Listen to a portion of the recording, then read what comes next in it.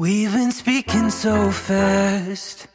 It's polarizing, it's hypnotizing to see.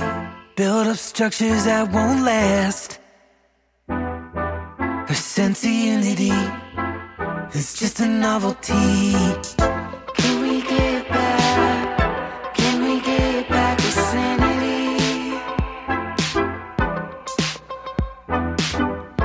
Can we get back? Can we get back to sanity?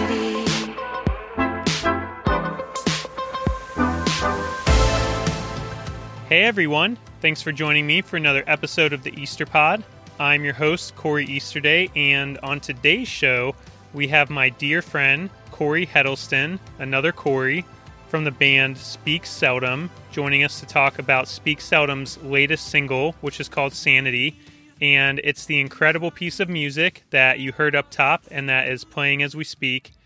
Cory and I go way back. We actually played some music together back in the day, and you'll hear all about that during our conversation, so it was definitely a joy to catch up with him. We had a great chat, and we actually recorded our conversation at the end of June, around the time that Sanity dropped, but life has just been so crazy that I'm just now getting this episode to you, which is totally my bad, but I'm really excited for you to listen in because this episode has been a lot of fun to produce, and Cory and I had a really great time chatting. We covered a lot of stuff in this pod.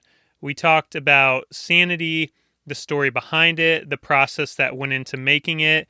We discussed some of Cory's personal journey and how his story has inspired much of the music he's created through Speak Seldom over the last few years. And we also dive into some deeper, more serious stuff throughout the episode. We talk about mental health, some of our personal experiences with it, why we're so passionate, both of us, about advocating for mental health issues. We talk about faith, we talk about social media, we talk about music, we cover all of it. We chat about so much great stuff. It was a really enjoyable conversation to have with Cory. And before we dive in, just want to give you a quick reminder that if you like the show, please be sure to follow us on social media at the Easter Pod. You can also give us a rating and leave a review on Apple Podcasts, which really helps the show, and be sure to subscribe so that you don't miss an episode. And also, last thing, be sure to check out Speak Seldom and their latest single, again, which is called Sanity. Check it out on Spotify, Apple Music, Google Play, wherever you listen to music, and follow Speak Seldom on social media at Speak Seldom Music. Without further ado, my conversation with Cory Heddleston.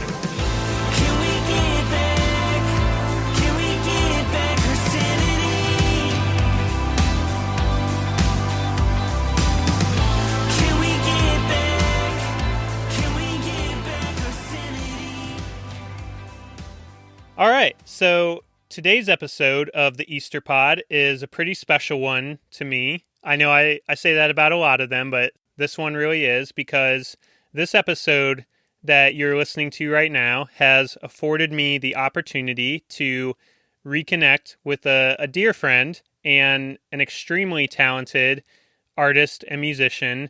I've not only had the honor of playing music and sharing the stage with him, but we also have the same name, same first name, so you already know he's a pretty great guy. Cory Heddleston, welcome to the Easter Pod. How are you doing today, man? Good, man. How are you doing? I'm doing great. I mean it. It's so great to be able to reconnect, and I really just have to thank you so much again for coming on the pod. I'm pretty excited for our conversation and the opportunity to discuss your latest artistic endeavor, Speak Seldom, which I absolutely love, all the tracks. I love all the music you guys have put out, and especially your new single, which is called Sanity. Like I said, I think I told you this over text last night, but all the stuff you've produced through Speak Seldom so far, I find myself loving the music. It's totally in line with some of the stuff I already love listening to, and I find myself resonating with some of the themes behind each track as well. But before we dive into Speak Seldom and what you've been doing with that, I think it's been a solid 7 or 8 years since we last saw each other, which has had me reminiscing a lot on our friendship and quite frankly, all the good times we had. Can you talk a little bit about how we originally got connected and the music we performed together and just what it was like to be friends with me? I'm just kidding. But. Yeah, no, man, it's crazy because I know we both met at Malone University, so we both went to college there, and then I know we our biggest connection was really just like music together. So I know that we were kind of playing, there were a lot of different bands kind of emerging out of Malone. And I know that you and I had an opportunity to kind of play in a couple different ways. I know we had played together, in a worship perspective, but you've also played with like some super old solo stuff, if I recall, like his like folk music kind of, not like, I wouldn't even call myself a folk musician, but it was like, more of an acoustic driven thing. And I know you jumped in on a couple shows and stuff. So yeah, I feel like, we've kind of not only played together, but also had a lot of interactions, through other projects that we've played in and kind of crossed paths through that. Yeah, for sure. I'm almost certain that's how we met, even though we both went to Malone together. I think that's how we got more connected. And I remember what sticks out in my memory is a show that we did in Alliance together for your solo stuff. Yes. Do you remember that show? Jupiter, right? That was Jupiter Studios, right? Yes, Jupiter. Thank you. I'm so glad that you reminded me of the name because I kept thinking Pluto. Right. Which is not even a planet technically, I guess. So anymore. Sorry, Pluto. Yeah. Jupiter. Yes. Okay. I remember that show. That was a really fun show. It was, yeah. That I think the guy that owns that, actually, Richie, he really was trying to push the arts in downtown Alliance. So I know he's still doing Jupiter and stuff. So I really appreciate that venue just in general because it gave us a stage to play on as college kids trying to get our music out. Yeah, and that was my first time ever having played there, and it turned me on to like all the cool stuff that Alliance was doing in the art scene because, like you mentioned, we knew each other through the music scene. I was in a band that for a long time was called August, which, best band name ever, clearly. And we switched our name to Elijah Wild a little bit later on. And were you just doing your solo stuff, or were you in a band also at that time? I think I was just doing the solo stuff. I mean, I had predominantly been working with, I was doing a lot more worship, church-driven stuff at the time. And so I think I was just kind of focusing on the solo stuff kind of as needed type of thing. It really wasn't until after college that I got more into local bands and started playing out a little bit more in a non-church setting. That's right, because that was one of the other things we spent a lot of time doing together was playing worship music, and we were talking before we started recording the pod a little bit about I think it was some kind of like maybe Friends Youth Camp. Yes. We played for a whole week of worship together. Yeah, we did. Yeah, that was actually a really fun week. It was held at Malone actually, and so like they had like the youth. It was the Eastern Conference, maybe? Was that it? Yeah, I think it was the EFCER. The Evangelical Friends Church Eastern Region, because I grew up going to Barberton Friends Church. Yes. And so I was very familiar with that. And I think you went to either Alliance or First Friends. Yeah, I went to Alliance Friends for a while, and then I followed the youth pastor who was there at Alliance Friends, who's kind of my pastor growing up, to Canton Friends. So he started working there, and that's how I got wrapped in there, and then met a lot of amazing people through that experience. Ben Payne, obviously, I know is a mutual connection of ours. Dear friend, still very dear friend of mine. So it's funny how all those things kind of intersected. It is. I don't want to get off on too much of a tangent here about the wonderful Ben Payne, because he is wonderful, and I love him very much. And he is a fellow drummer. And he's a multi-talented musician. He plays a lot of different stuff. Yeah. He recorded Elijah Wild, actually. We went in to do a recording session with him at the ranch. Yes. With him and Dave Seymour.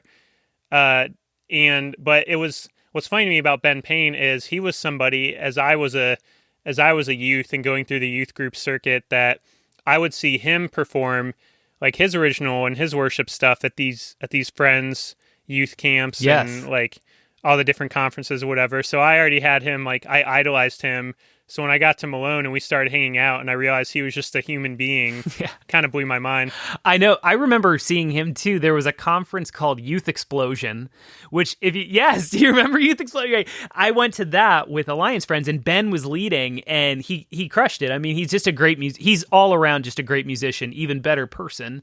But it was funny because I got in, through him, through Canton Friends, and Ben actually recorded some really early stuff, like pre-Speak Seldom stuff that I was working on as like a solo thing. And it was just like 2 tracks that kind of came out, and he tracked them for me and released them like exclusively on Bandcamp. I think they're still floating around out there just under Cory Heddleston. It was just like 2 songs. So it's really interesting because that was like really early days of like what was driving me to push more of a, of a project in general. So yeah, that's crazy. We could honestly spend the next hour of the pod talking about all our friends' church connections right. And the incredible youth explosion. I will tell you real quick, since we're down this memory lane, I became involved with Youth Explosion through the Laundry Project after college, which was another kind of cool thing, having grown up and gone to it. But they did a few laundry projects with us, and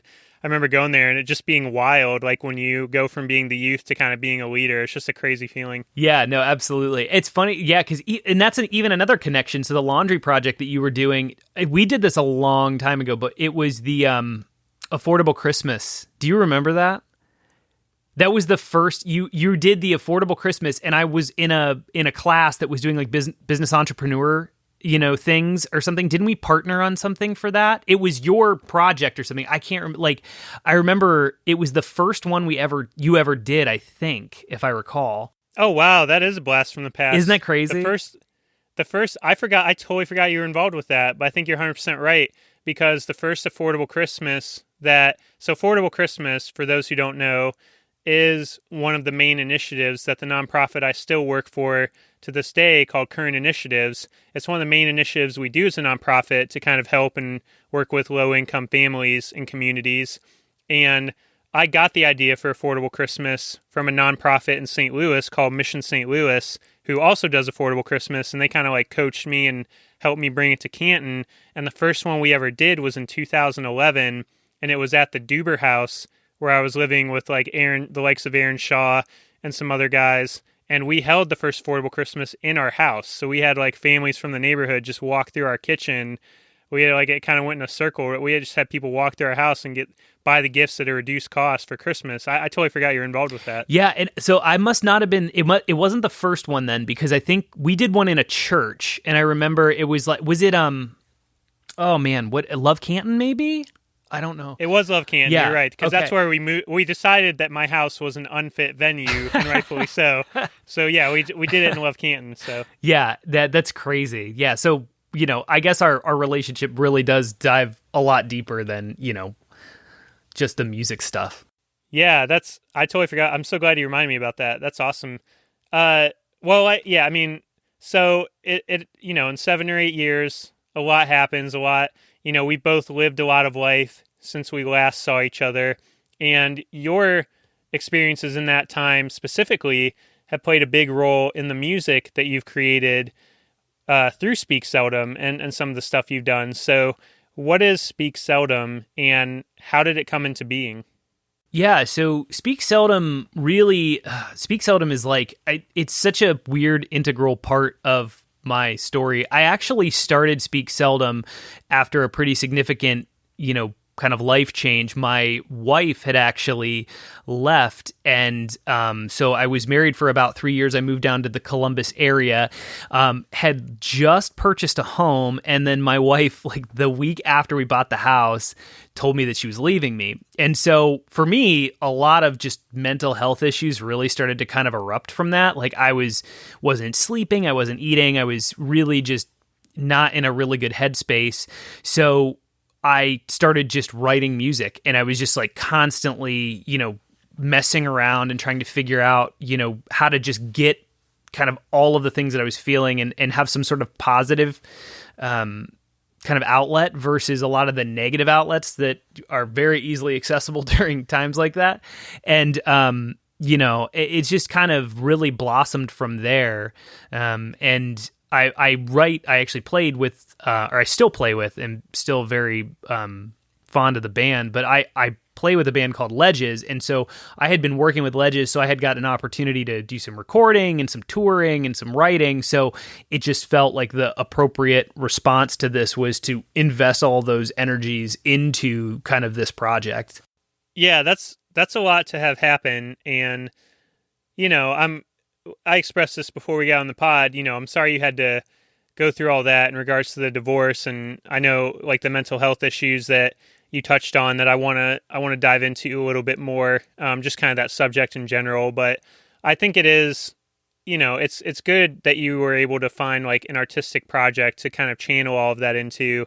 And what the music you've written through Speak Seldom, that's what I meant earlier saying I resonate with a lot of the themes, is you can tell when you listen to each track just how much you've really poured your heart and soul into this project and have channeled a lot of the stuff you're going through like into these songs. And I think that makes them very powerful. Aside from just being really great songs, I think having that kind of deeper meaning to them, makes them really powerful.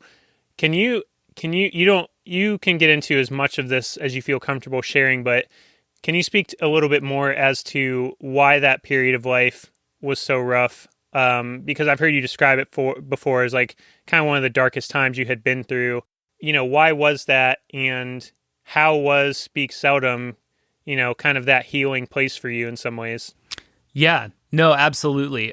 First off, thanks. I really appreciate that. I really appreciate, you saying that about the music. I think it's really easy to kind of get really down on your own songs after you've heard them 100,000 times. So I really appreciate, you taking the time to listen to them and say all those nice things. But I really think, as far as the mental health stuff kind of goes, it was a slow build. I don't think you really, I always kind of describe it as, you don't really know you're sick until you really realize you're sick. So like, you can tell someone who has a gambling or drinking problem that they have a gambling and or drinking problem 100 times over, and they can be like, okay, whatever, you're being ridiculous. But it's not until you actually realize, oh my gosh, I've got, a gambling and or drinking problem and I need to fix something about it. So, right out of college, I had this beautiful community of people, yourself included, a lot of friends from college. And I ended up leaving all of that to go down to this Columbus area where I knew nobody. And so I had to basically be with, my ex-wife. So I had left all of these friends and family behind, and I was isolated in this kind of town that I didn't know anybody. And I didn't, all the people that I were meeting, it just kind of felt like this shallow kind of relationship off the bat. That has since, thank God, changed, but it was really hard. That was, I would say that was the kind of like first crack kind of in the vase that started to kind of, break everything down. I was working a job that I really hated, had a long commute, and the cost of living is significantly higher in the Central Ohio area than it is, where we were in the Canton area. So I was kind of dealing with all of these things. And then throughout that process, we were really struggling to pay bills. We were really, really struggling with like cars and just basic amenities.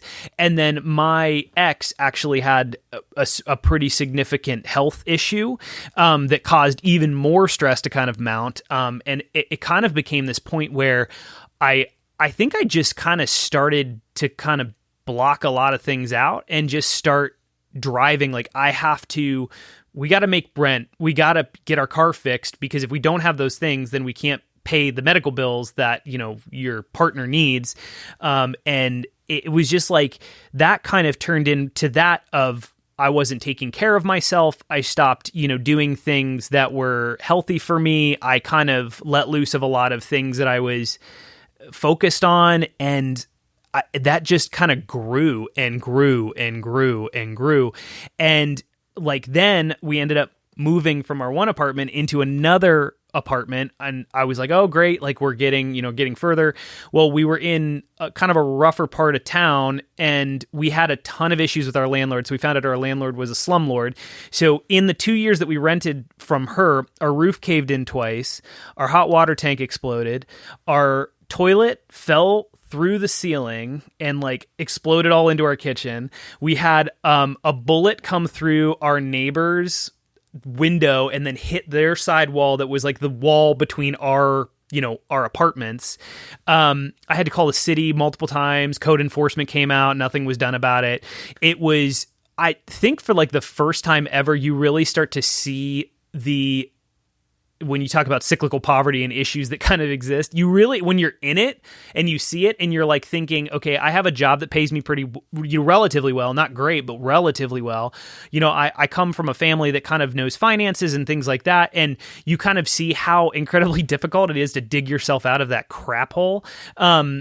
It really shows you a lot and changes you a lot. So again, the mental health just continued to decline. I stopped taking care of myself physically, eating poorly, gained a lot of weight. And then, right as I thought there was this light at the end of the tunnel, we bought this home. And I was like, we're going to get out of this neighborhood. We're going to finally get away from this landlord. And actually the neighborhood was the least of my worries. That was actually a really cool neighborhood. It was just the landlord that was really rough. And finally got out of this neighborhood, out of this landlord awful situation, getting into a beautiful home. And then a week later, my wife leaves me. So it was just like everything just kept hitting. And then at that point, I think I just broke down. It was like there was really nothing left to kind of keep me stable. So everything fell apart and everything kind of came up to grabs of like, okay, what do I believe about everything that I've ever been taught in my entire life? How do I deconstruct that? How do I review it? How do I start thinking about things differently? Do, the things line up? Are they, what do I need to change? And so that's kind of where I think Speak Seldom really did drive a lot of that positive, like, direction in my life, because I think that I was able to finally have that like outlet, and that like led me to like, feeling good about, getting some thoughts out, getting some negative ideas out. And then, that led, I don't think Speak Seldom exclusively did that, but I sought counseling.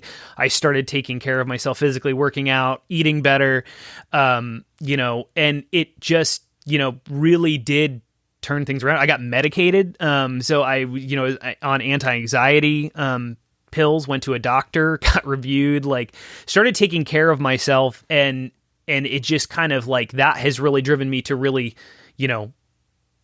want to move more in a healthy direction.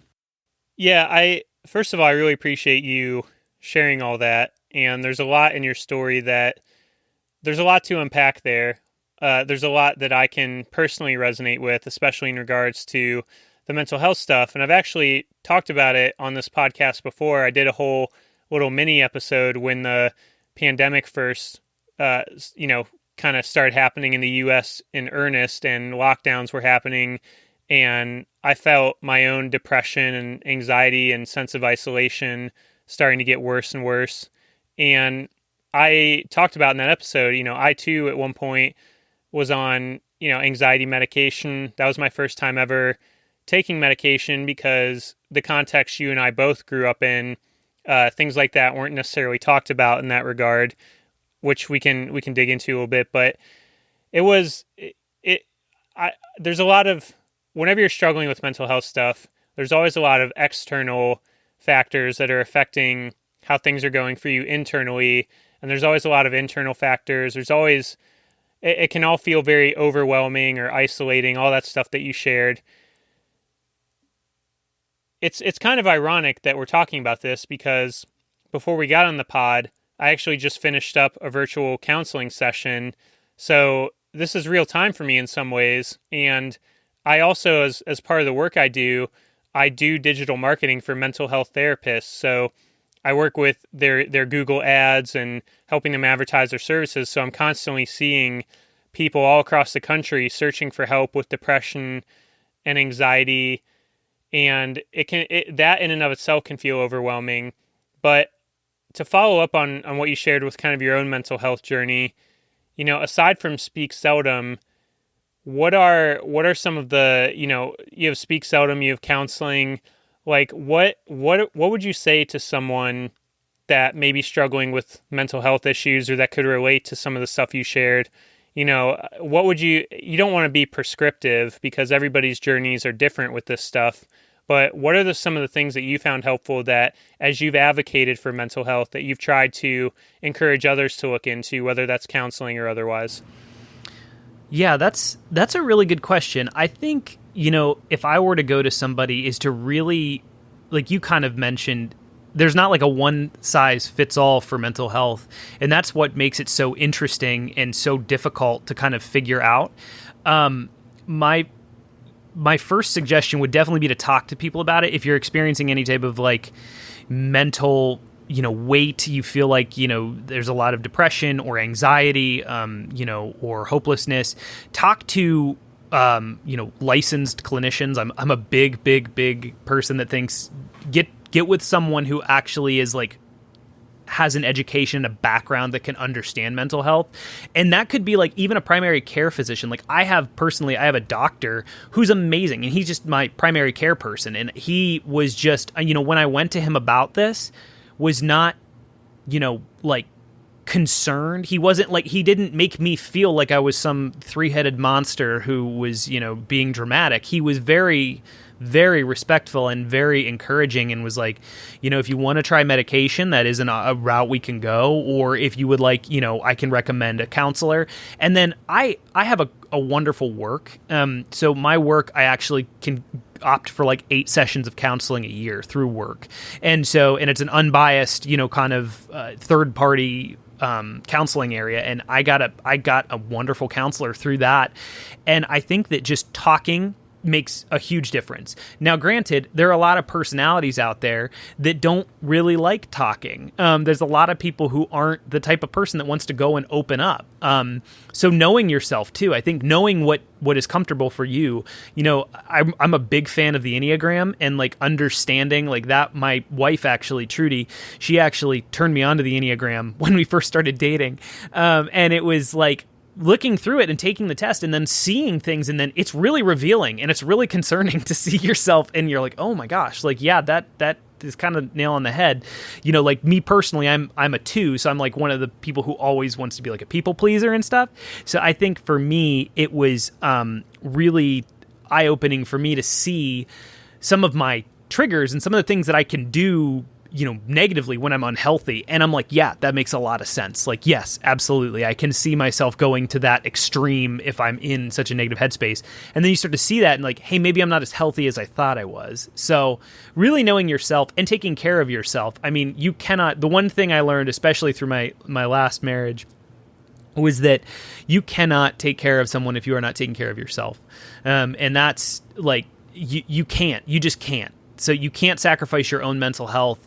Not that you should exalt that above your spouse or your partner. I don't believe in that either, but I really do believe you really need to take care of yourself so that you can take care of others. So when your spouse is ill or when something is going on in the marriage, you can address it appropriately because you are healthy. And you're not, relying on that other person to be your health. It's just not good. It's not healthy.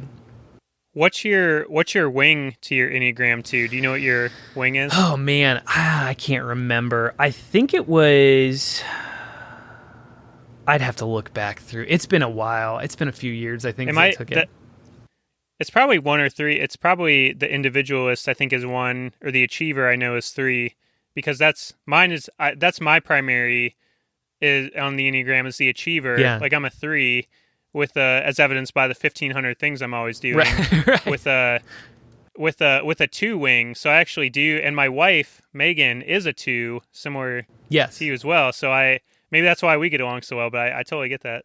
Yeah, and my wife, so she's a 6, and she I think for us, the support and the security. Like wanting that is like I want to give that. I want to give that kind of like affirmation and like want to help and like how can we fix or do whatever you want to do. And she's like just so appreciative and so responsive to that. And as a 2, like feeling affirmed like is just amazing. Like it just I can't describe it. Like it's so funny, like because my wife and I, Trudy and I got married in February, and that was like right before, you kind of hinted at the pandemic hit. So like we got married and then we got isolated together, like right off the rip, right? So we're like, just got married, and people are like, oh man, you guys got married, now you're isolated together. They're like, how's that going? And I'm like, amazing. I'm like, I have an amazing spouse. Couldn't be happier. Like being isolated with her is like fantastic. It's not hard. And it's just interesting, to have those type of, personalities living together, I think. Yeah, and you made a statement about going to see a actual physician in regards to the mental health stuff. It's funny you bring that up because that was actually a big revelation for me. I've been in and out of counseling in some form a lot through my life, like psychological counseling, and it never occurred to me to talk to my actual doctor, and that's where I originally started to like get on some of the anxiety medication that was really helpful to me. And that was just something I never thought of. Was that something? How did you end up bringing that up with your doctor? How did you think to do that? Was that like something you had done before, or like what was your takeaway on that? Yeah, so it's really interesting. It's actually my family. So my parents are really. I have wonderful parents. I couldn't have asked for a better mom or dad, and they like were kind of noticing some things, and they were kind of like, have you ever considered like talking to a doctor about, X, Y, and Z? And I was on medication actually in college for a spell, just a really brief moment. And I was on a wrong, like I wouldn't say a wrong medication, but I was on a medication that was not working with me. So it was making me very tired. I couldn't get up. It was really bad. So I weaned myself off of it and then was like, I'm not going to do that again. Well, then it's interesting because now I'm on a different medication that's working really, really well. And so it's just, I think that they can help you try to navigate those things, and then they can really monitor, how you're responding to certain medications. So my parents were actually the ones that were really encouraging about that. So, they were like, there's nothing, they didn't make me feel weird about it. And so then that gave me just the courage to go in and just talk to somebody about it. Yeah, and we should clarify, again, we don't want to be, I have to be careful. I don't want to be, one of the big things I've kind of learned about mental health stuff is I think what you and I are doing is key. Like we're talking about our own experiences and we're personalizing it. But, like we both allude to, everyone is going through different things. So it's not like a one size fits all approach. But I think what you said about like the advice you gave and what you've been sharing about your story and what we've been talking about can be really powerful. Because for whatever reason, and I know it's a little bit cliche to say, but it's true, there can be a stigma on mental health stuff. And I just think sometimes it can be a more personalized stigma. Like I may, as an individual, feel weird talking about it. And like you said, talking about it with other people is one of the most important things you can do. Kind of getting it out in the open loses some of its power. You can find help. You can find practical solutions. But then there can be this external stigma. Like you really care about how people perceive you. And, we've all grown up in this culture of America where we want people to perceive us as doing really well and having all our stuff together. So there almost has to be a breaking down of those barriers and then seeking the treatment that is right for you. And part of that treatment that I've found for myself is counseling. And I mentioned I just was in a counseling session before we got on. Counseling is something that has had a super positive impact for me and has been really powerful because it's given me that space to talk about, issues of depression or anxiety or stuff I'm going through, and to have, like you said, an objective third party to kind of work that out with. You've alluded to it a little bit, but can you dive a little bit more into your experience with counseling and the positive impact that specifically has had on your life? Yeah, absolutely. And with that, like I've had really positive experiences. I've also had very negative experiences. So like, I think it's, I think it kind of comes back to knowing yourself and knowing, cause you also have to kind of assume too, like, a counselor is human. They're going to make errors. They're not perfect. But like, I think that for me personally, my most positive experience was a very neutral counselor, and not having any type of bias, I think, is really important in a counselor. So like, I think for me, having someone who was like a level setter. So I remember one time, for example, when I was going through the divorce, my counselor, I was talking to him and I was being myself a number two, which is very dramatic. And I was saying to him, maybe I'm just a horrible husband. Maybe I'm just, I was like lashing out a little bit. And he kind of just said to me, well, he's like, hold on, like you probably weren't the best, which is, if you think about it, kind of what I was wanting to hear. I want to hear that, no, I'm the best. I'm the best husband. I'm perfect. But he said, you probably weren't the worst, and it was like almost this, like I remember that moment so specifically because it snapped me back from like being super dramatic and saying like, oh, I must just be this terrible, awful person looking for some sort of like emotional, like, oh, don't worry, buddy, like it's going to be okay. But what I received wasn't holding me with like, holding me like an egg. It was like more like, you probably weren't the best, but you probably weren't the worst. Like you need to have balance. And I think that was really nice to have like an unbiased person who's not going to just tell me what I want to hear, but also, who is someone who is going to encourage me. And that was a perfect example of him, not telling me what I wanted to hear, but also encouraging me that like, you still have good in you. I don't know if that makes sense, from that perspective. Yeah, totally. And I think what you touched on, what you shared there, is something really important that I want to touch on. Is one of the lessons I learned in working both in my own therapy and then working with therapists on a professional level is a lot of them offer free consultations. And it's really important, I think, to, I guess for lack of a better term, like kind of shop around for therapists and see where you have a good fit relationally.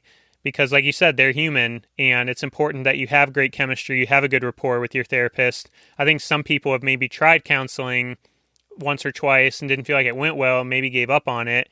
But it could have just been like maybe you need to find a therapist that you had a better connection with.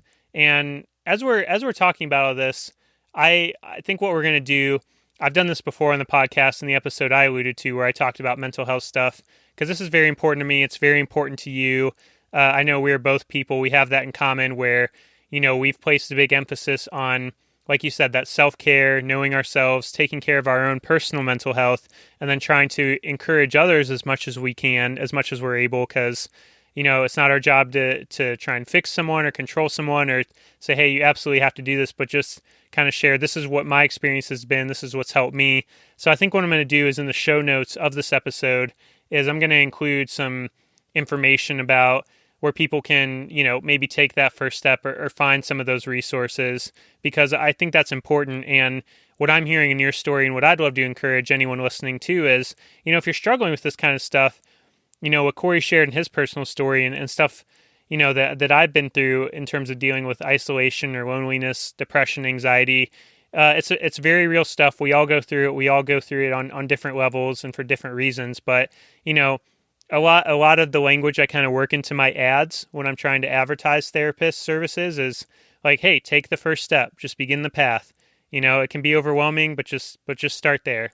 Yeah, no, absolutely. Yeah, that's great. I mean, yeah, I think you hit the nail on the head. It's a matter of just going and trying. I mean, just trying one thing, like my case, it was just talking to my doctor, and then that rolled into getting on medication, and that rolled into like having a little bit more energy to start working out and feeling a little bit better and taking care of my body. And then that led to maybe I should get some counseling. And then that led to, and it really just does, one little thing just leads to another and another and another. So I think that's great.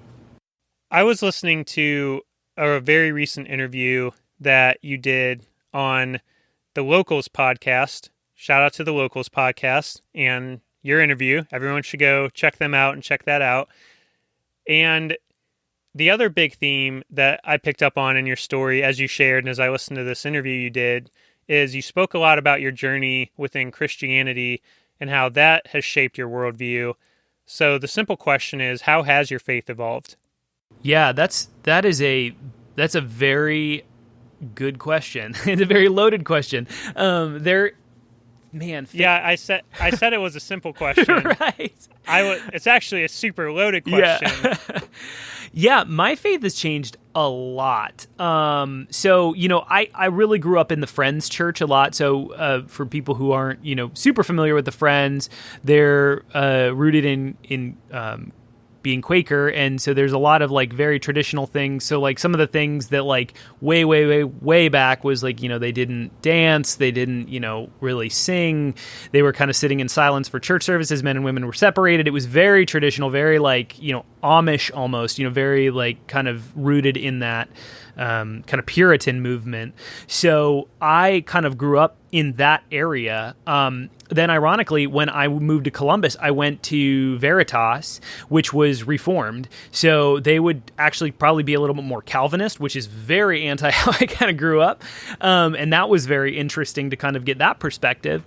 And then, just as I have kind of gotten older, I was exposed to a lot of other different, theological kind of concepts. And, those have really shaped kind of my views on things like, being evangelical, as a evangelical friends, that was kind of the big area that I was in. And now as I've gotten older, dare I say that like the evangelical side of it, I kind of see a lot of damage that can be done with that approach to Christianity. And, the focus on salvation and, damnation is really scary to me. Like as I'm grown in my faith and learned more about Christ and about his, how his life was and how he's grown, or not how he's grown, but how, that has evolved over the years. Some interesting, theological perspectives that I've seen is universalism, which I personally don't identify as a universalist, but I have a lot of friends who do, and that's just the concept that everybody eventually is saved, and that God is, ultimate and can save people no matter what, and they will do that. Annihilationism, which I actually am kind of leaning more towards, and that's the idea that like, there's not a heaven and there is a heaven, but there's not a literal hell, that like there is like a cease of existence. So like when you die, you just kind of die. There's not like this eternal damnation with, a red devil poking you with a fork for the rest of your life. And, really thinking about, I really wrestled, being a part of a Calvinist church, because I'm not a Calvinist at all. I can't really get in touch with the tulip principle, and that, there's kind of like this pick list or chosen, elect that kind of get saved and some don't. I don't see that from Scripture. Not if you identify as a Calvinist or, you are a Calvinist. There's a lot of beautiful things about Calvinism that I absolutely love. But I think that, for me personally, I was warring with that to try to understand, well, if I believe God is, outside of time and space, and he is all powerful and he's all knowing, wouldn't he know who goes to heaven and hell? And then how do I kind of marry that back to the idea, well, then it's kind of more of a personal kind of relationship, or something that, you would kind of approach on a personal level. How does that work? And so it's just really like all of that is probably just a ton of jargon about my faith and where it's at currently.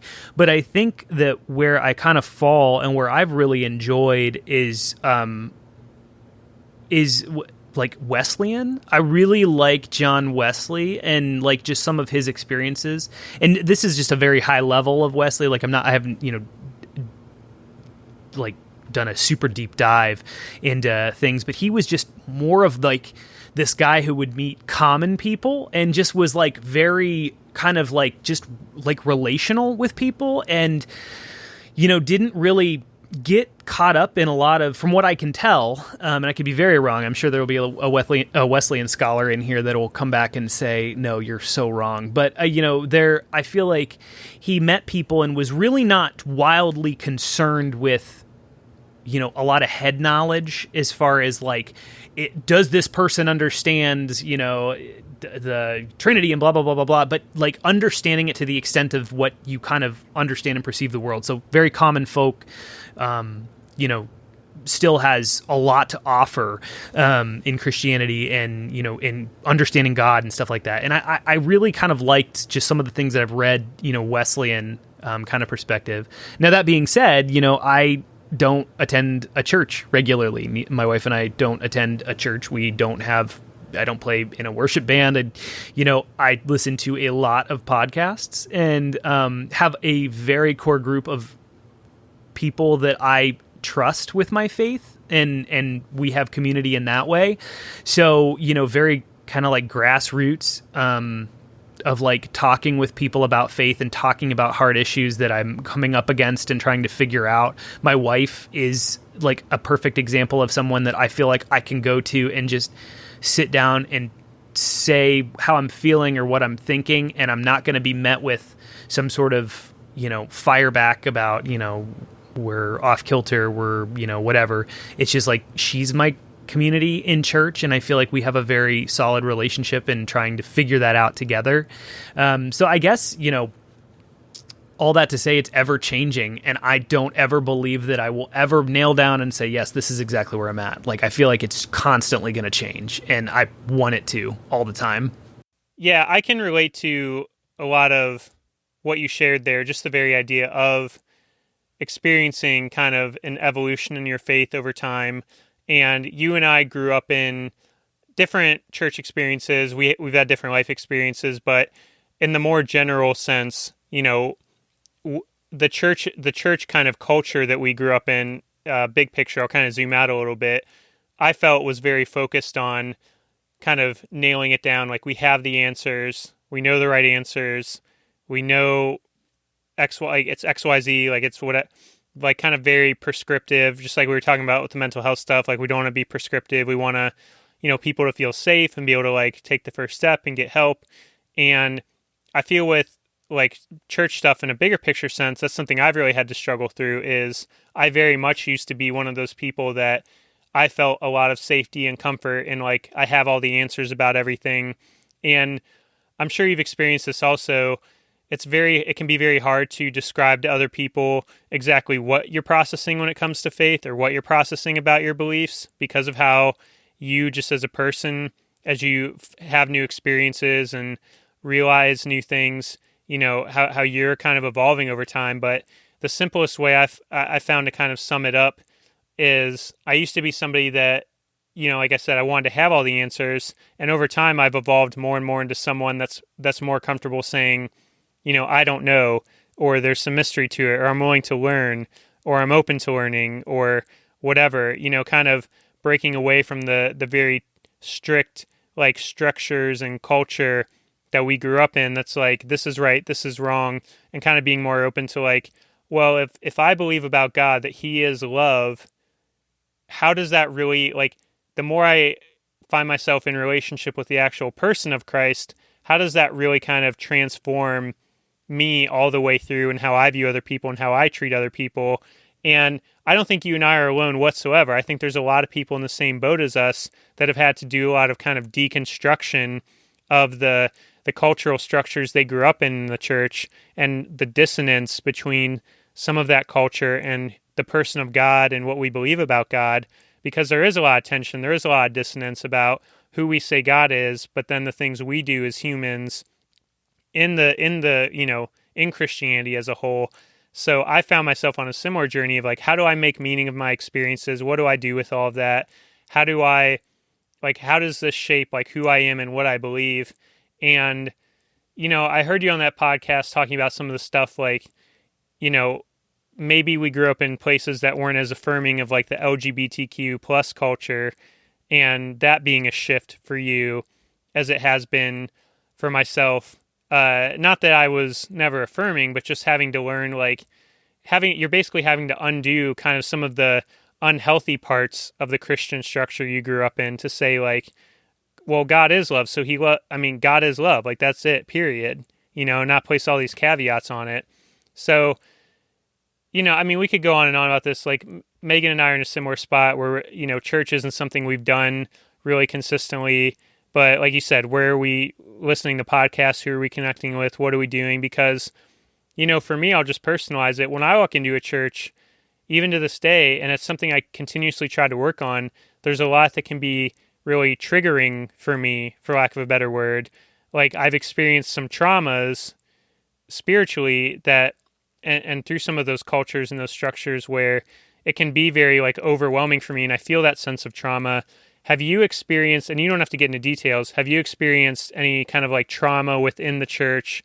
And, what would you say to someone who can relate to you and I, who's maybe experienced some type of trauma in the church or with Christianity and is struggling to figure out what to do with that? Yeah, I definitely have some like trigger points that really eat at me, like going into a church. I think a lot of it is the presentation of how things are presented. So like for me, I'm a person that really likes kind of like no fluff. I want people to tell me what the expectation is. I want people to tell me, let's have a logical conversation about things, like, back to the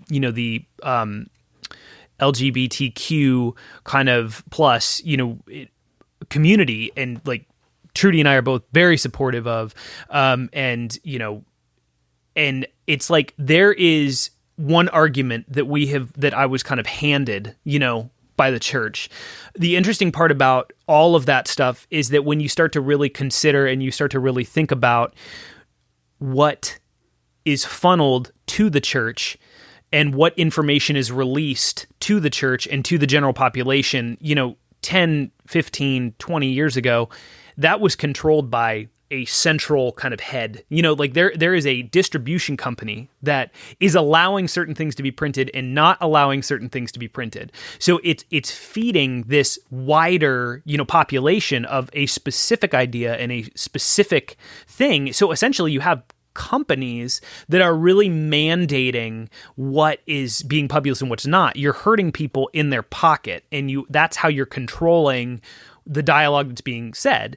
And so what's interesting is that, when I go into a church, there's so many like very specific things that like when a pastor is talking, I get triggered by most pastors giving the message, because I hate the way that it's delivered. It's like this weird, like you're trying to sell me a used car, or you're like, something is, it feels inauthentic to me. It doesn't feel honest. It feels, and I'm tearing it apart in my head. And like you kind of said, I feel kind of bad that I do that, but it makes me angry because I'm like, no, give it to me straight. Talk to me. Don't treat me like I'm this like person and you're this all-knowing person. Like, let's have a conversation about God. Let's have a conversation about things like back to, being, gay affirming. Like, there is a whole conversation. The Liturgist does a really great job about breaking down, another podcast that's I really enjoy, about breaking down the relationship between how the church treats, people who are gay and the patriarchy. And then like kind of going through the cultural ramifications of the patriarchy and how that has carried through to the church to not only basically systemically keep women down, but also to systemically attack, the LGBTQ plus community. And so it's like when you start to get into those conversations, you start to see there are different perspectives. And I hate that there's this certainty that is delivered in the church. And that's very triggering to me. Like, I've heard it say, and, there's books and everything else, the sin of certainty, when you are so certain on something and that it is truth, period. And that is, I think, really concerning when you are approaching an infinite being that's outside of space and time. How certain can you be about that? And I'm not saying that you couldn't understand bits of the truth or bits of the understanding, but how can you fully know without a shadow of a doubt everything? And it makes me angry. It actually is very triggering to me. So does that answer your question? No, totally. And, for me, as we're talking about this, I think I agree with a lot of what you said. And to me, it's the basic idea that at the end of the day, however you slice it, whatever theology or context you want to put on it, like, I just want people to feel loved and to feel safe and to feel like they have a place where they can find healing and where they can like take next steps, like we were talking about, to get better and find community. And I think the church in its best form provides that. I think it provides community. I think it provides love. I think it provides an opportunity for people to grow, to find a relationship with God, but then to kind of live that out to people, like helping other people in their community, and then also growing deeper. And it's this kind of cyclical, like as we get to know God and we're out there and we're helping other people and we're growing ourselves and we're connecting in community, all that stuff. I think I've experienced church that way. I've experienced church in that form, that you don't go in, you don't feel like triggered, doesn't make you angry, all this stuff. And I think that's part of the reason why I get so angry. I mean, I would venture to guess maybe a little bit for you as well, because we've seen what it can be, and you have this expectation of what it should be, what it could be.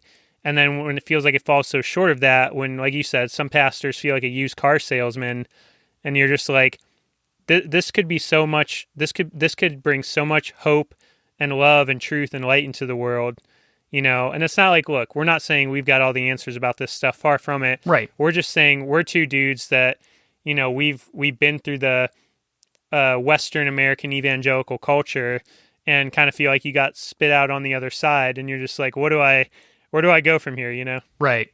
No, absolutely. And I think that there's, you know, like, and you kind of hinted back at like community and, you know, when it would be at the best, you know, and I remember someone telling me one time, a friend of mine who was in the church, no one that you know, but I remember them saying to me, you know, if you just think of church as a business and operating as a business, it kind of goes down a little bit smoother. And I remember how like sad that made me feel on the inside of like, yeah, that's exactly what it is. It's a paycheck for somebody. And, you know, I was really lucky that I didn't get wrapped into aligning my paycheck with a church, because I would never have survived. There are a lot of people that do it very well and are okay. And that's great. I'm happy that people have that. But what I feel like, you know, just at its root, you know, there is something scary to me about a spiritual leader who is making, not that people shouldn't be paid for their work, but maybe it shouldn't be such a primary source of income. I don't know. It's one of those things. It's like, it kind of feels like the structure itself concerns me, because there's like this element of like, would you still be here if you weren't receiving a paycheck? And if so, how much different would things look? Like, are you saying what people want to hear? Are you saying what the board wants to hear? Are you saying what the denomination wants to hear? Or are you actually speaking truly? And I think, again, I'm not trying to say that some people, you know, that this is how churches operate. I think that there's people who, yes, absolutely, that's what they do. That's how they feel. And I respect that. I might not agree with them, but I respect it. And I think that it's just, you know, it's one of those things that the foundation, the structure just kind of bothers me, I think, deep down, because it's like, yeah, it's running like a business. And some people will say, well, that's out of necessity. And I get that. But I just, you know, I don't know. There's something about that just doesn't sit well with me. What would you say to someone who's listening that can relate to the both of us about how to process, maybe if they've experienced trauma in Christianity, or they're struggling with some of this stuff or some of that deconstruction?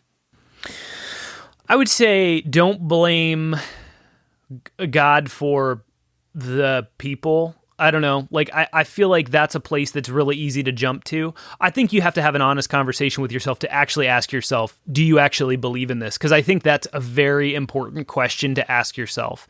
And I think that if you don't, you should walk away. But I think that if you actually do search yourself and say, yeah, this is something that I actually believe in, I think that the next step is then, okay, if this is something you actually believe is true, don't blame your experience or the past church or the pastor or the, you know, whatever. Don't blame God specifically for that. Because that's like, you know, it's just not, I don't think it's a fair jump to make, all the time. I would say really earnestly seek truth, but also, you know, like I said, really search if it's something that you believe in, because, you know, I think a lot of times we get caught up in just wanting people to keep the faith when, like, there's just no want or need or desire or even belief. It's just, you kind of go through the motions to stay in the club. And it's like, you know, for me, it's like, as I'm talking and saying things, I could care less if people think I'm in the club anymore. You know, it's like, if they think that I'm a Christian and a believer, okay. If not, okay. Like, I don't have to prove myself or feel any type of affirmation from another Christian about my, you know, my faith. I have wonderful friends who will tell me, like, hey, like, maybe come down off your, you know, where you're at, to kind of keep me grounded. But I respect those people, and actually respect their beliefs and opinions. And I believe that they actually truly want what's best for me and for my family and for my wife. And they want to seek truth. And that's the community that I want. So if, Joe Schmo from a church comes up and says, you're not really a Christian. It's like, okay, that's fine. You can think of me whatever you want, and I think that is the healthiest place I think I've ever been in with my faith, not trying to prove something that I'm not. That is a very healthy place to be. And as somebody that spent a large portion of my life trying to prove myself to people, really trying to control how people perceive me, I agree that there is a lot of freedom when you kind of stop worrying about that and you just start worrying about, like, how do you truly love yourself and love other people and love God and all that stuff, like in a more personal sense. And, I'm at the point now where I spent so much time trying to figure out how to articulate all the internal changes I was kind of going through as I struggled to figure out what I resonated with, what I believed and all that. And this podcast is a little bit evidence of this, but I'm kind of at the point now where I'm trying to focus on creating more things that emulate maybe where I thought churches have kind of fallen short in our country. Like, I'm trying to create more things that kind of that are in the proactive, that are, like you did, like with Speak Seldom, creating something that is an expression of where you've been and what you've been through, but is also putting something positive into the world. And I think that's become a big focus for me, and especially this podcast. And speaking of Speak Seldom, which is kind of a tongue twister as I say it, speaking of Speak Seldom, let's pivot and focus on the music that you've created through Speak Seldom. Sure. So far, you've released 4 songs, all bangers, and in order, I know, I'm such a hip millennial, I say bangers. Bangers, yeah. In order, you've released a track called Home, one called California, one called Spaces, and your latest release, which is called Sanity. How would you describe the sound of Speak Seldom to someone who has never heard your music? Yeah, I would say with Speak Seldom, I think to kind of describe it is it's kind of a blend. So I've always kind of wanted to blend, kind of like in a weird way, a singer-songwriter kind of approach to like more of a ambient, singer-songwriter meets ambient meets like 80s kind of pop. So like I kind of want to harken back to like old vintage synths from the 80s, but also like I'm a guitar player and I'm a better guitar player than a synth player. I'm terrible at piano. So like I want some rock in there, like a little bit of the ambient. I grew up listening to metal. So like there's a lot of different influences that kind of have inspired the sound of Speak Seldom, but I would say probably more of like an indie 80s, kind of inspired pop kind of band. So yeah, that's probably how I would describe our music currently. Who all is involved in Speak Seldom as a project?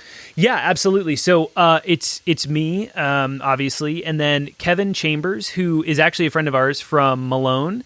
So Kevin plays guitar, and he's written some synth leads as well as some bass sounds, and kind of worked with some percussive elements as well, some production pieces. Kevin actually mixed Spaces for us, so he's done some production pieces as well. Spaces was kind of like, we kind of ran out of money, so we needed to try to get it out. So Kevin took a stab at the mix and got it kind of up and sent out. The next member is Bryant Todd. So Bryant actually played drums in a band called The Gun Show, which I know you're familiar with. Yeah, I was telling you yesterday, I swear when we were in August that we did at least 1 or 2 shows with The Gun Show. As soon as I heard that name, I was like, I know The Gun Show. Right, yeah. They played a lot around the Canton and Akron area. They were, a hardcore band from back in the day. I think they were trying to get on Face Down Records that holds like a lot of Christian hardcore bands. So Bryant and I met. We actually ironically met through the church too, where Trudy and I met at Veritas.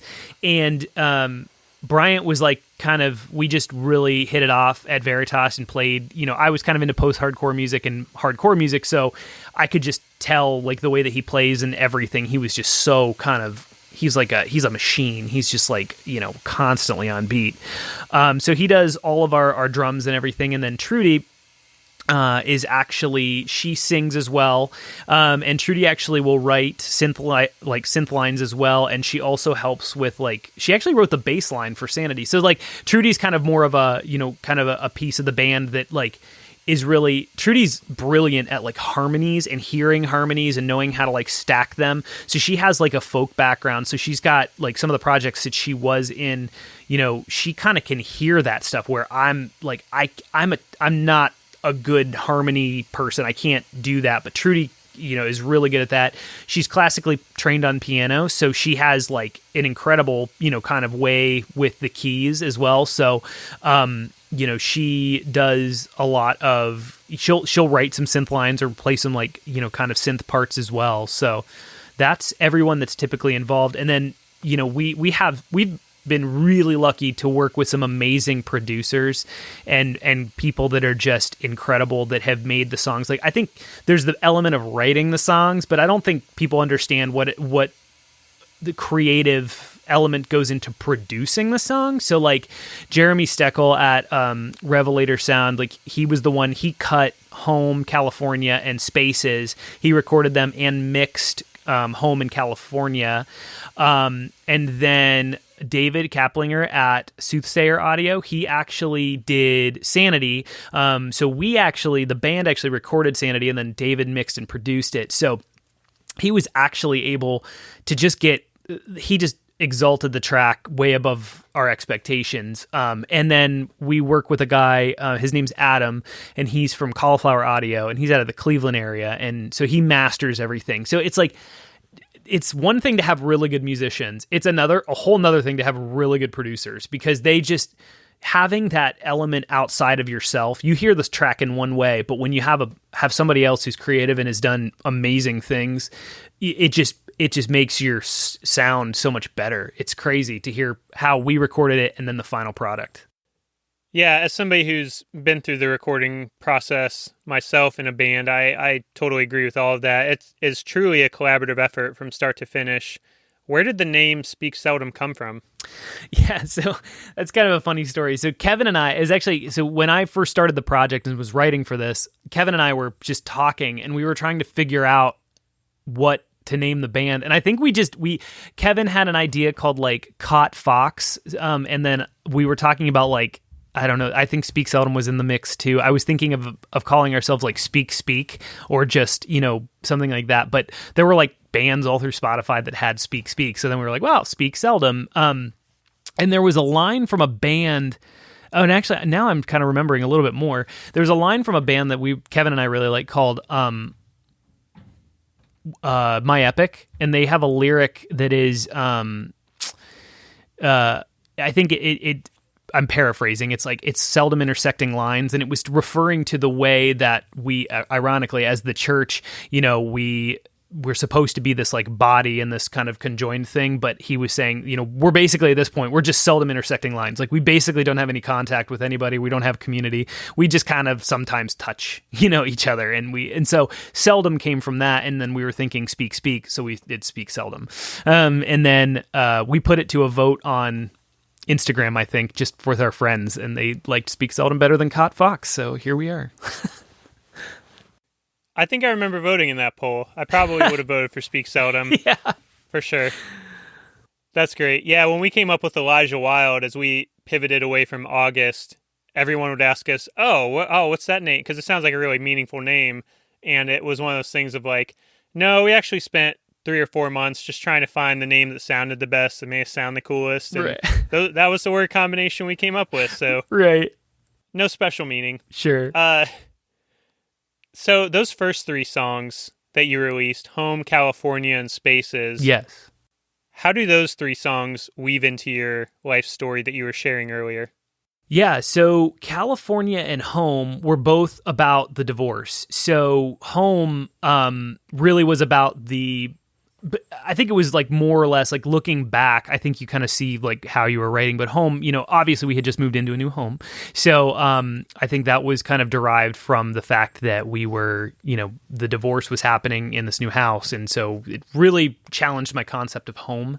And then California actually came up because the story was that so how the divorce kind of happened, my ex went to California the week that we bought the house, and when she came back, that's when she told me that she was leaving. So, for me, I was just writing about, being frustrated with the fact, because a lot of what I was told during the divorce was, I found myself in California. I'm this person. This is who I am. I don't want to be this person anymore. I want to be this person. So that was more of a spiteful kind of song.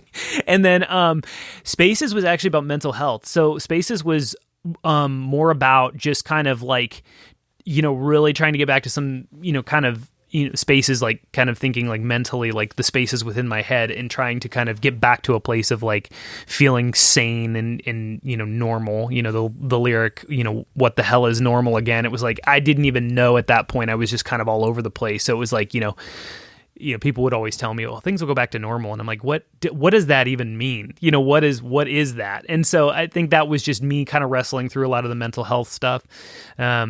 So those are kind of like the story of those 3 tracks. Yeah, and your latest single, Sanity, I know that there's a lot of meaning behind that track. So I have a lyric sheet here for Sanity, and I'm contemplating whether or not I should do that really cheesy thing where I just like read the lyrics and then I say, so tell me what this means. But I've been listening to Sanity on repeat since we first reconnected. And I love the lyrics. I love the song as a whole. What is Sanity about? How did it come together?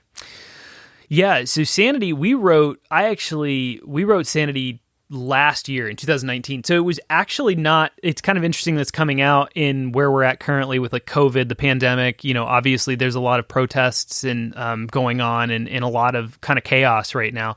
But it's kind of funny because it's not about anything like that. It was really deriving from the political climate that was going on and continues to go on. And it was just watching our current kind of political, administration and seeing just how unprofessional and just some of the things that were kind of coming out of, that whole thing, and just watching both sides, kind of just kill each other off in the process. It was just like everything was so polarizing, everything was so frustrating, and it's like it almost becomes like you're watching a movie. It's like entertainment. It's not even about rights or what's right and wrong or what we believe as a country or how we feel like we should treat people. It just kind of becomes this like shock value, piece, is like, who can just say something even more offensive than, the last statement? How do we up the game so that we're continually climbing up this massive, mound of just offensiveness? And I think for me, it was just like, where did it go? Like, where did, Sanity, like how, this is insane. Like, it just, like, our political climate right now is just, I feel like it's so polarizing and so wildly insane, and just wanting some sort of calm in that storm.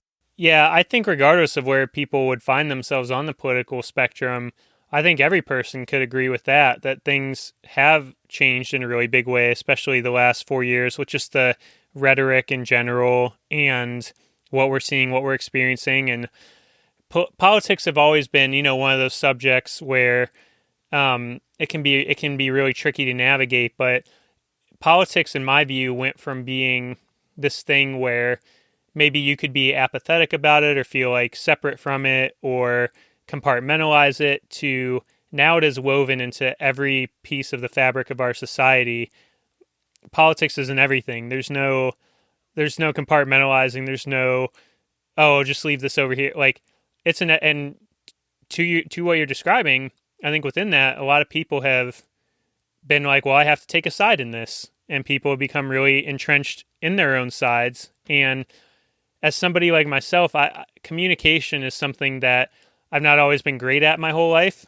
When I was growing up, my words would get me in trouble. I could use them to harm people, intentionally or unintentionally. I just, I could be a little jerk when I was growing up and not use my words in a way that was really building people up. And the older I've gotten, the more I've journeyed through life, the more I've tried to make a commitment to myself to use my words, to use my vocabulary in a way that ultimately does build people up and hopefully tries to be more of a uniting factor. But even that focus and emphasis has felt like it's felt increasingly more impossible, more difficult as we've gone on this way just as a country with the rhetoric and the dialogue. And I'm actually going to contradict myself from earlier, and I'm going to read, sorry, I'm just grabbing the lyrics here. I am going to read a couple of these lyrics real fast because I think it speaks a lot to what you're describing. The opening of the song, it says, "We've been speaking so fast, it's polarizing, it's hypnotizing to see, build up structures that won't last, our sense of unity is just a novelty." And when you wrote those lyrics, like what you shared is going through your head. I mean, what else was going through your head when you were writing that? Yeah, I think a lot of it was, I think it's just like, kind of going back to that party specific thing, like, and especially, and this kind of harkens even when I talk about Christianity too, like Christianity has this way of pushing us to a side of politics. I've felt that ever since I've been involved with, the faith, is that like, as Christians, we, should be able to actually talk about these things and like have unity. And so like, for me, it's like, we talk about unity within the church, but if you believe one thing outside of another and the church doesn't align with that, so typically I grew up in more of conservative churches. If you started to think a little bit more on a leftist side on an issue, it was like no longer are we unified. It's just like we kind of just like it's like a novelty. It's just what people want to hear, not necessarily like what actually unifies us, which is overarchingly if Christianity is the overarching unifying factor, Christ unifies us. But instead we get caught up in this like political ramifications, which should have nothing to do with our, I think it can influence our political views, but I don't think our politics should exalt our beliefs systems. And so I think for me, it was like kind of fighting with that, concept of like, just hearing people just rattle things off. Like social media is a great example of that. One-liners all day. Like you oversimplify a really complicated issue and you just put it out there, and then people you just wait for the reactions. I see it all the time. And that's not party specific. That's both sides, and I think that there are people that do it on both sides. You just it's like you just drop it out there and watch it kind of catch fire. And that's not constructive. That's not helpful for anybody. It's not a full picture of politics or of an issue. It's just this concept that you just, toss out there, and people can take it 100 different ways, and I don't think that I think that that's frustrating for me to watch this kind of like circus go on day after day after day after day, in our social media accounts, in our churches. It's so frustrating in our politics, in our speeches. It's wild. Yeah, we talk about mental health stuff. That's one of the things that can be the toughest, and my wife and I have commiserated over this. That can be one of the things that's toughest is it seems like every day you log on, and for me as somebody that trends more empathically, I find myself just soaking in all these emotions coming through the screen of everything that everyone's posting and feeling very overwhelmed by it, a lot of anxiety, a lot of depression, because there are so many people I know that are fighting to like find solutions into all these issues that we're dealing with, and so many people that are trying to create spaces where people can find hope and find love and all of that. And it just seems like you kind of see the opposite, like you said. It seems like, and I don't want to sound like we're just two old guys in our late 20s, early 30s complaining about all the these kids today and their social media. Right. It's become the norm. It's become the norm to, like you said, I express all my emotions on social media. I'm talking about like in a general sense, like we express all our emotions on social media. I was actually talking about this with my therapist. Like we almost now we process through social media. We don't like maybe process first and then get on something like social media and try to have like kind of a dialogue. It's like we're processing as we're posting. And look, a few things. I'm of the firm belief that people can do precisely whatever they want in their social media account. It's not for me to tell anyone what to do, what to say, what to post, any of that. I would never presume to do that. But I think in today's rhetoric, all I can say is my experience with it. And all I can say is that I experience a lot of that anxiety and a lot of that feeling of being overwhelmed. And it's a big reason I've chosen this podcast as a medium to spend time on, because it affords me the opportunity to like make a connection with someone and have a conversation, have a back and forth. Because regardless of where you stand on social media and how you use it, all of that, I think we can all agree that human dialogue and relationships and connection was meant to go beyond our screen. If you want to express it on your screen, on the internet, that's fine. Like it is in many ways like the language we're all operating with now, but it was meant to go beyond that. And I think that real like healing and hope and, you know, figuring things out, processing, taking action, mourning, all of that stuff, I think happens at least a lot more effectively when it's not just, you know, you're kind of just putting it out into the ether, when you're actually like connecting and talking with someone. And I think, unfortunately, you know, you kind of zoom out and it's like it's not even about the issues anymore that we're posting about. It's like we're just all struggling to find ways to like connect and see change happen and all this stuff. And yeah, I find myself, I find myself being overwhelmed by it. And the second thing is, you know, I'm somebody that social media is a part of my job in a lot of ways.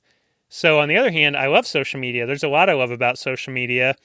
And I think there's a lot that social media does to connect us.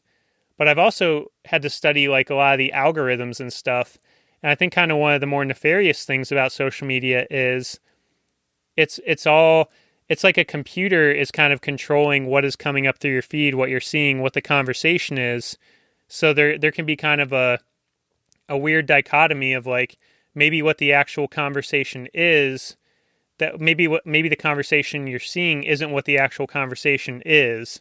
Does that make sense? Like it's not well-rounded. It's like, this is what the computer keeps feeding me based on my activity. Right. I know that sounds very like conspiratorial or whatever, but it's just kind of the reality of it. That's how those websites, their businesses, that's how they function. Right. No, yeah. I mean, there's so much, you know, just, you know, in my day job, I'm an analyst. So data, you know, that's what's driving it. It's nothing more than that. I mean, I remember listening, you know, kind of to harken back to mental health. You know, you have these kids, you know, I can actually remember a time, this is going to date me, but like I can remember a time where internet didn't exist. So like I had a time where like the internet it was existing, but it wasn't like readily available. So like there wasn't social media and stuff like that. Like, you know, it was like kind of coming out as I was, you know, social media stuff was coming out as I was getting into high school, middle school kind of time frame. So I can remember a time where there's not that. But now, you know, especially with these, you know, younger generations, you know, if you post something, a lot of people are kind of dictated by likes and exposure. So when you post something really heartfelt or something like that does not get the attention that you're hoping, it can really mess with your psyche. And it can really, as a kid, I couldn't imagine. You know, like I had a friend tell me, you know, work the other day was like, you know, my kid doesn't get invited to a birthday party. When I was young, like I'd go home and my mom would cook, you know, dinner or something. And we'd just laugh about it, right? Like we would laugh things off and then I would forget about it. And then the next day, everything goes back to normal. Well, now they're posting that birthday party online. So then my child is seeing a week out, a month out, 6 months out, a year out, like always constantly remembering the fact that they were not invited to that birthday party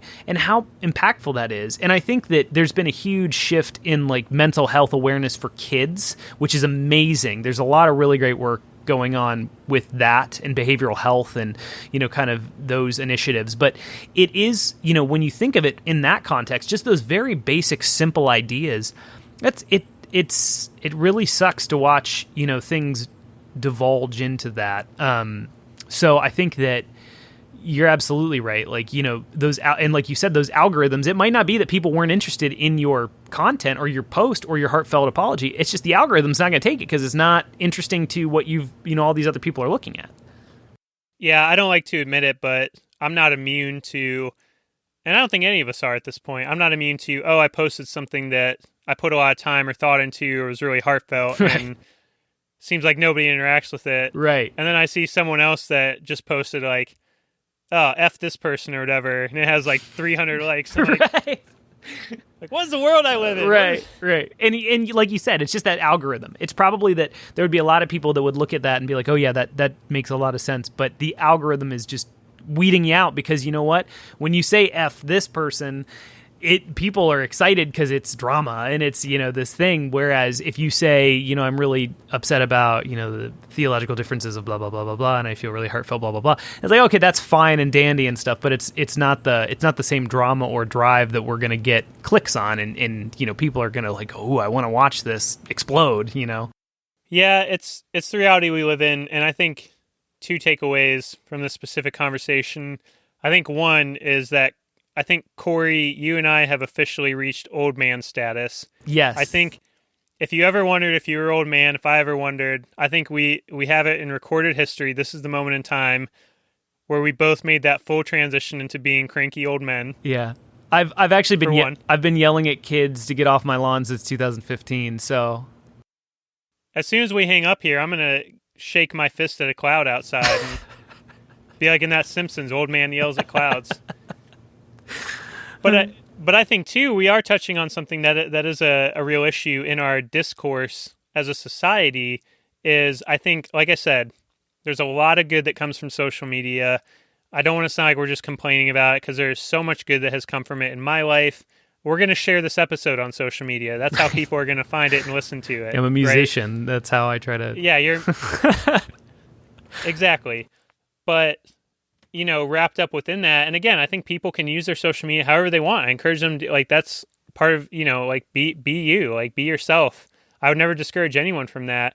But I think it's also very real that social media is still a very new thing. And I think it's had an impact on the psyche of our culture as a whole and on us as individuals that has yet to be really understood or really thought through. I think we're not going to know for another 20, 30 years its full impact. Sure. Absolutely. Well, so we're gonna wrap up here. I'm realizing as I do these podcasts throughout the pandemic, they just keep getting longer and longer because I'm enjoying connecting with another person so much that isn't my beloved wife, and I think she would echo the same when she gets to connect with people that aren't me after these last few months. And so, but I want to wrap up with a couple things here. So real quick. Talk about your decision to donate the proceeds from the music of Speak Seldom and your new single Sanity. Where are you donating the proceeds to and why? Yeah, so that was kind of a thing that the band kind of talked about, and we decided to do it with all 4 tracks. So obviously there's a lot of tension right now just with a lot of the kind of horrible things that have been going on in the Black Lives Matter movement, and really trying to encourage some serious change in our society, which we are very, very supportive of. And so it was kind of like a decision of ours to really I think we were really taken aback by the movement in general, and we just saw a lot of the horrors. And I personally had some pretty negative experiences with law enforcement in my history. So and watching it again and again and just feeling some of the hurt and pain just that our society has, seen, and really recognizing a lot of the systemic issues that exist just in our country, in our churches, in our businesses. We decided that we just wanted to do something positive. And we wanted to, we kind of keep it pretty low key because we want it to be more of a donation and not a marketing thing, if that makes sense. We don't, it's kind of more of a quiet, hey, we're going to do this. But we're donating all of our previous tracks from here on out and Sanity, all the proceeds that come from those streams, to the NAACP. And that's actually they've got a program for legal assistance as well as an education fund. So it's going to the NAACP, and we've just kind of decided to give 100% of it. We do music and we do this because we love it. We don't do this for money, but we all have day jobs. And so the decision behind it was we aren't living off this, and, we don't need it.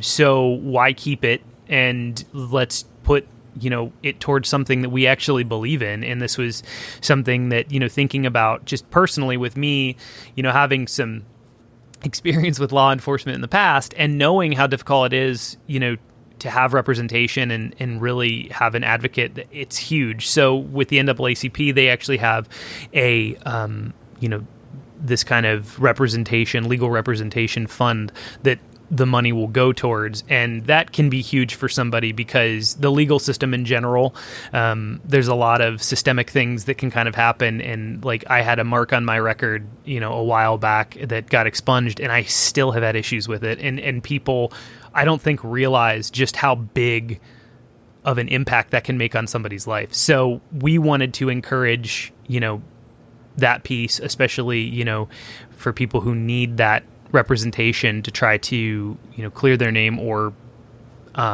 be able to actually have some sort of defense team that can mitigate charges and stuff like that. It really is a huge issue when looking at the legal system. Yeah, it's at the forefront. It's the conversation we're all having, and you and I are both white, so we can never relate to the being a black or brown person part of that conversation. But it sounds like from your own personal experience, and then I grew up in a poverty situation, so there's some classism that's involved there, and the legal system and the law enforcement system, there's kind of some systemic issues when it comes to anyone that's in poverty, but then you think about the systemic issues that exist for people of color as well. And I agree, it's very important that everyone be afforded the same kind of access to a fair and just legal system. So, like you said, it's not a marketing tool, but the fact that you guys have chosen to donate the proceeds from your music and have chosen that cause specifically is pretty incredible. Kind of a fun question to end on here, if I can. So I did an experiment today where I picked one of your songs on Google Play. I think it was Home, and I started a radio station. And some of the artists that came up through that radio station were like Band of Horses, Lucius, Lord Huron, Arcade Fire, Fleet Foxes, Dagny, Coin, on and on. I suspect that had something to do with the fact your sound very much fits into my personal music taste, but it just made me curious. What artists would you put on the Speak Seldom radio station? Yeah, that's a really good question. I do like Lord Huron. It's funny because probably the people that I would put on the Speak Seldom thing would be something that's like completely unrelated. I'm a big Noah Gunderson fan, and Phoebe Bridgers. I always get her name wrong. Phoebe Bridgers. Yeah, Phoebe Bridgers. And so huge fans of them. There's actually a couple like kind of like more of the kind of poppier side. There's a band called Fickle Friends that I'm really into. They have some really solid kind of music that really inspired a lot. Japanese House is another artist that I really, really love that I think inspires a lot of the kind of like experimental pieces of the band. A new band that I've been getting into lately, they're pretty poppy. They're called Nightly, and I really like them. They've got some really sweet songs. So yeah, and then there's other bands like I'm a big From Indian Lakes fan. That's kind of a band that I've listened to kind of throughout, their years. And, I also have like stuff that I wouldn't put on the list, but I love like heavy metal bands and people that yell a lot. So I would say those would probably be the bands for the Speak Seldom radio station for sure. Yeah, and that reminds me, we were talking about the gun show and hardcore music earlier. That was kind of one of the funny things about our time in August is we were like more of just kind of a Christian hard rock band, but we got put on a lot of hardcore shows. Like we played with The Plea for Purging, to name one, and just tons of other, like the gun show. And that was always such a fascinating, that got me into hardcore music. I was never into hardcore music, and then all those concerts we did. But right. Yeah, it's funny.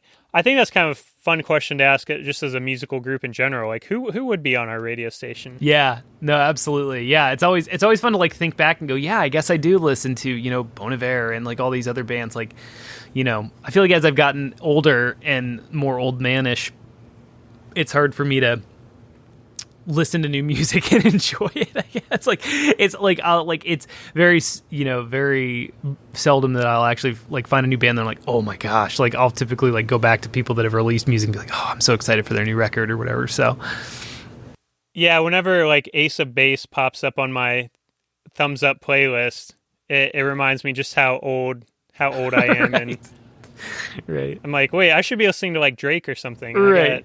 Ace, what is going on? Yeah.